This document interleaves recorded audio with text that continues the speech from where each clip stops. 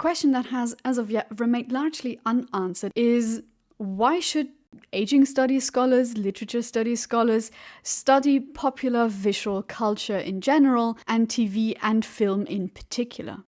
Kathleen Woodward has argued that we live in a culture that is saturated by images, a trend that Nicholas Miroitsev suspects is set to continue. Not only does modern human life take place mostly on screens, but experiences of humankind or individual experiences are largely captured on, mediated, and consumed through screens. While Miroitsev states that Western societies have continuously privileged the written and spoken word, with visual representations being seen as second-rate illustrations at best, the pictorial turn has led to the realization that spectatorship, the look, the gaze, the glance, the practices of observation, surveillance, and visual pleasure may be as deep a problem as various forms of reading, the decipherment, decoding, and interpretation, and so on, and that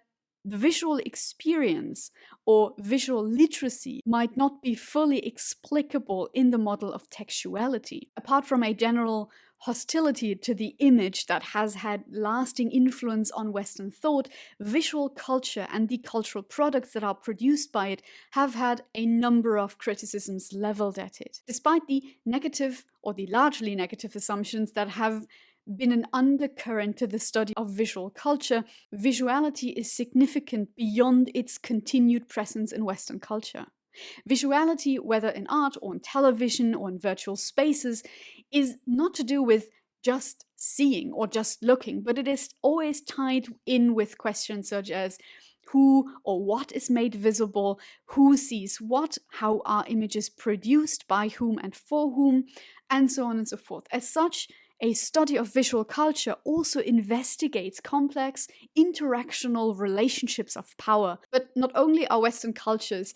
entrenched in images, but age is inherently a visual category, with age being a largely visible marker of social difference, and with age being also understood mostly in visual terms, because when we see somebody, we immediately sort of categorize him or her in a certain age cohort.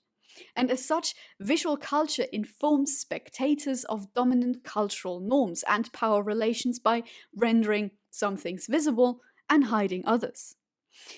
Older adults, however, have been largely subjected to what George Gerbner and Larry Gross have called a symbolic annihilation, meaning the absence of representations or the underrepresentation of particular social groups, or a markedly strong pattern of negative representations. This symbolic annihilation is, as a number of scholars have noted, reinforced by the sort of visual preference for young, youthful, healthy, and virile bodies.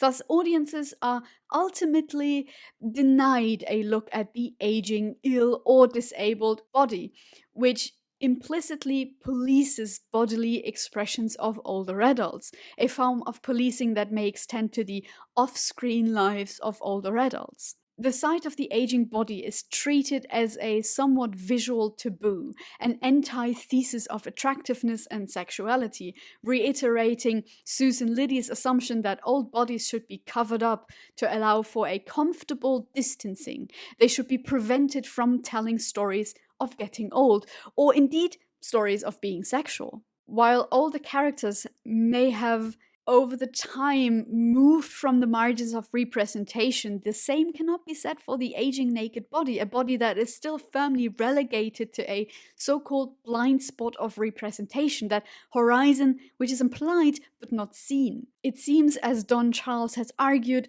reasonable to assume that what we think and feel about older people in our society is part and product of what we have seen and read. Older people are still marginalized, as the allocation of visual space to the elderly at once indicates their place in the community and instructs us to the overall structure of society and the nature of social relationships prevailing within it.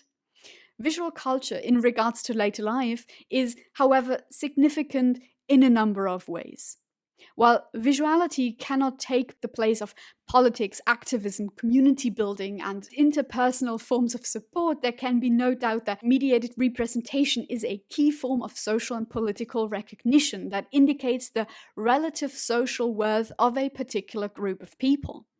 Visual representations themselves are a form of power, portraying certain social relations as natural and justifiable, while deeming others as unnatural, for instance. Visuality thus serves as a form of social recognition, simultaneously serving as a form of self recognition and identity formation for older adults, and as an informational tool, so to speak, for younger age cohorts who might to some extent rely on the media in order to understand both identities and social relations. Visual culture thus becomes a field for struggle over meanings we give to aging and old age. And in this field of struggle and negotiation, TV and film occupy significant positions. While recent years might have seen an increase in the acceptance of older people within the media, and while older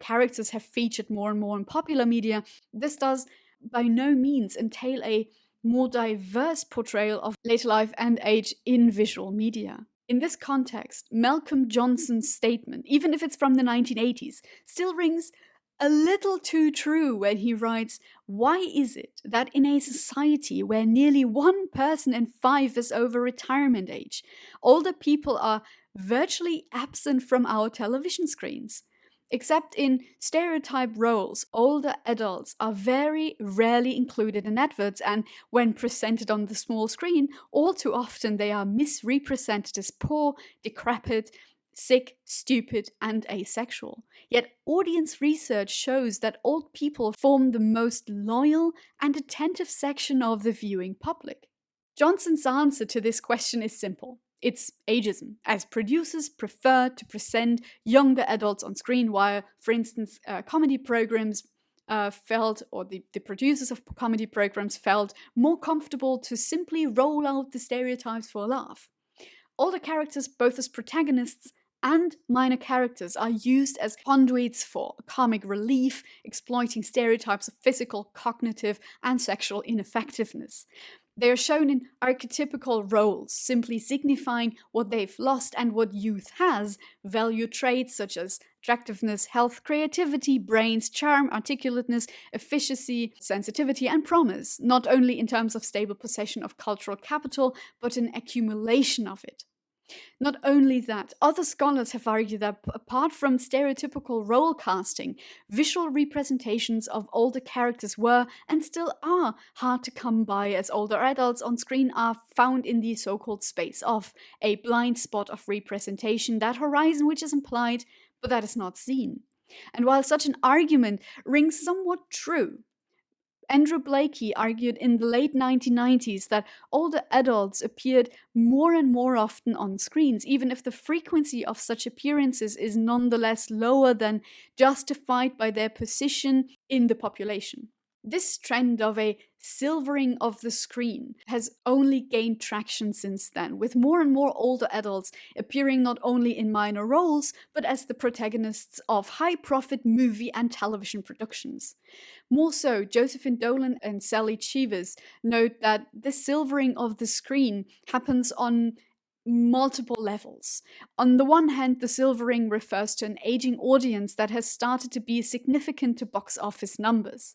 On the other hand, it is a development that pertains not only to audiences but also to the acclaim awarded to aging actors who have featured in films and to an extent in TV series that focus solely on aging protagonists. In fact, since the early 2000s, and especially since the 2010s, there has been a veritable surge in such productions, both nationally and internationally, in a multitude of genres, both from action movies, biopics, musicals, to romantic comedies. A common denominator in all of these movies was the bankability of older actors, as well as that all of these films were first and foremost about aging to some extent. While some of these films might not have been high-profit productions, others like Red, The Expendables, or Mamma Mia have accumulated have grossed a lot of money worldwide, respectively, suggesting that their silvered appeal extends beyond the purview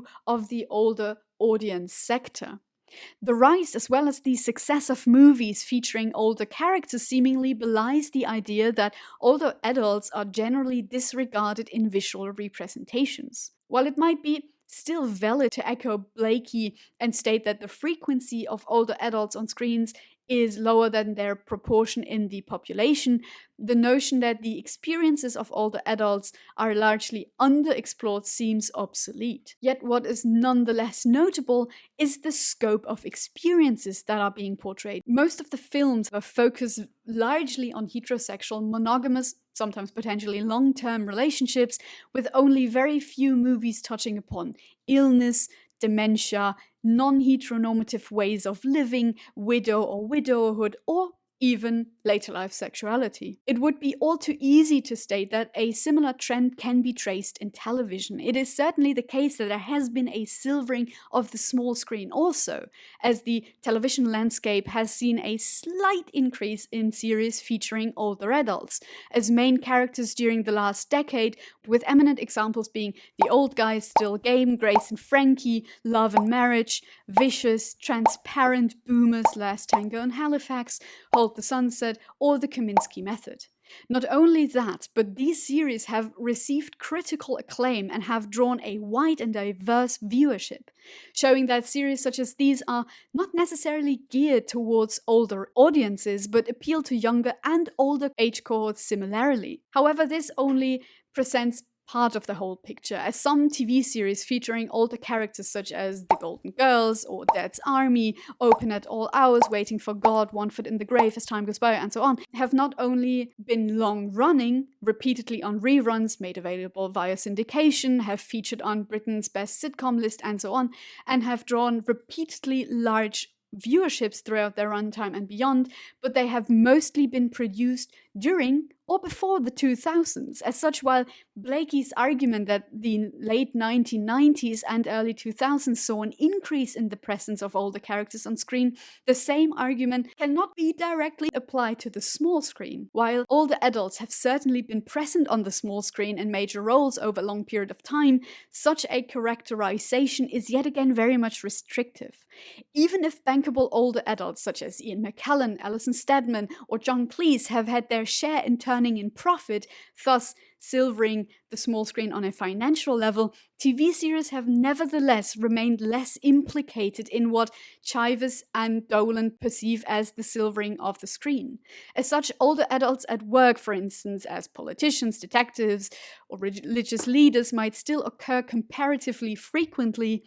but older adults above the retirement age still by and large occupy this sort of blind spot of representation, in that they remain largely at the periphery of represented space. A situation that seems surprisingly not only in reference to demographic change, but also in reference to older adults' viewing habits, the latter of which tend to exceed, in terms of length and frequency of content consumption, the habits of younger age cohorts. This is, as Blakey and others have touched upon, the case across genre lines. Despite the considerable socio-political and consumer power wielded by certain sectors of the elderly population, contemporary TV programs have nonetheless emphasized youthfulness, meaning that aged bodies are often marginalized or subject to ridicule, rather than reflecting a wide variety of lived experiences. Most comedy programs have cast older adults or older characters as caricatures or in roles that play down the connections